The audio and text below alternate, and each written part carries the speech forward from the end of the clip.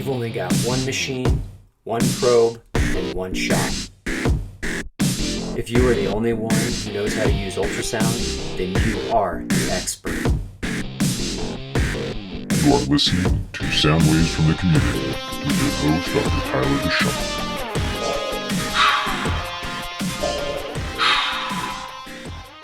Hello, welcome to Sound Waves from the Community podcast.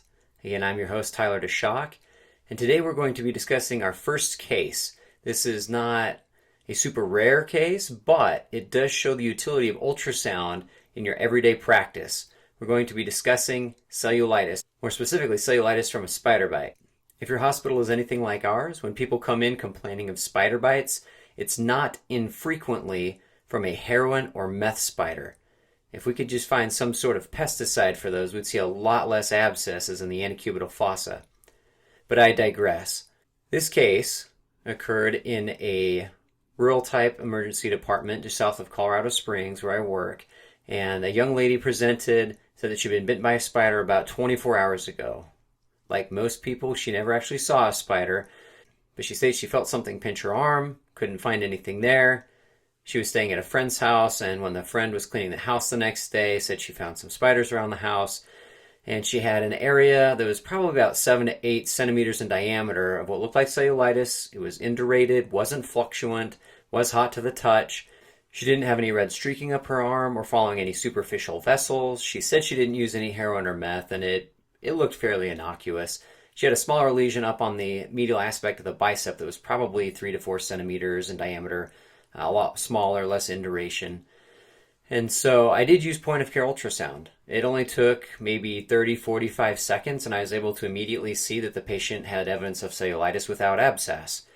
By using ultrasound, I was able to avoid any needle aspiration or test incision and drainage, and could say definitively that there was not a significant fluid collection that would require any sort of intervention.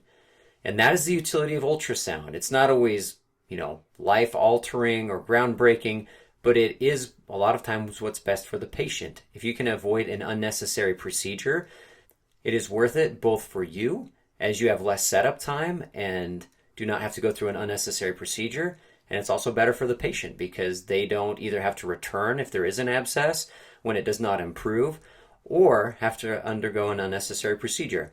So here's a collection of the images that I was able to obtain on this patient. As you can see, we've got soft tissue layer here on the screen. Deeper down we've got some muscle, and in the center, fairly superficial, we have something circular and anechoic that would be consistent with a small superficial vessel.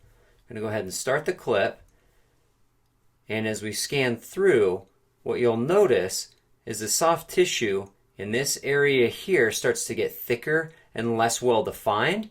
This vessel is compressible as we follow it up the forearm and up towards the biceps there.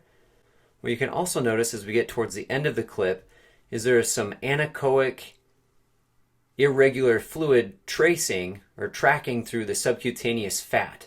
That is what we call cobblestoning, and that is caused by the soft tissue edema with a small amount of fluid that tracks around the fat lobules, and if you use your imagination, looks somewhat like a cobblestone road. The more advanced the edema, the more cobblestoning that you will see. But there is not any significant localized fluid collection that can be drained. In another podcast, we're going to cover what an abscess looks like, but there is not any definitive abscess that needs to be drained at this time on this patient.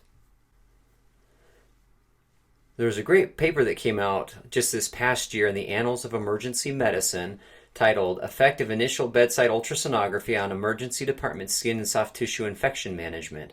And what they looked at were cases where ultrasound was used to distinguish cellulitis versus abscess and how often it changed clinical management. What they discovered is that out of 1,216 patients, clinicians were uncertain of abscess in about 105 and certain in over 1,000, actually 1,111 cases. So in greater than 1,100 cases, the clinician, using their bedside judgment, was able to, with confidence, say whether or not they thought it was cellulitis or an abscess. The sensitivity and specificity, based on surgical exploration, was greater than 90%, both by clinical judgment as well as ultrasound. However, out of the uncertain cases, those 105 where they were not sure, ultrasound changed management just under 25% of the time, and it was appropriately changed 84% of the time and inappropriately 16% of the time. So what the authors concluded is that it rarely changed management if there was high clinical certainty about the diagnosis. However, if there was uncertainty present, ultrasound changed management about a quarter of the time, and the majority of the time it appropriately did so. I can tell you from personal experience that there have been several times when I have been surprised and I thought it was cellulitis, but it turned out to be an abscess, or vice versa. On the next episode, we're going to discuss abscesses and further ways that ultrasound can help with management. But for a super ultra summary, ultrasound definitely can be used to help diagnose cellulitis and differentiate it from abscess, especially when you are not 100% certain or do not have a high clinical certainty of what the final diagnosis is. It can save you time, both to get the procedure done if it's needed or to hold on the procedure, and can help provide the best outcomes for your patients. So I give soft tissue ultrasound 2 thumbs up. I hope you all stay safe, stay healthy, and I encourage all of you to get out there and do some ultrasounds. If you will just do 1 scan every shift, it will make a difference. You will become more proficient over time, and you'll be able to become the ultrasound superhero that you are meant to be. Take care.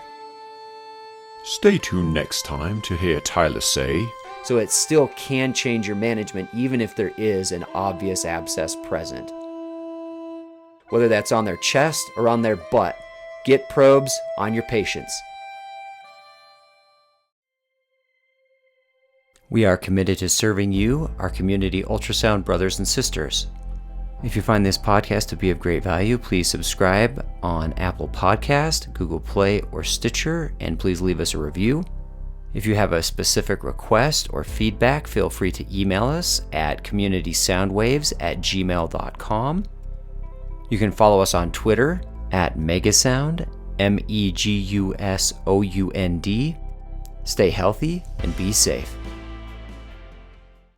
I don't always use ultrasound, but when I do, it makes a difference. Keep scanning, my friends.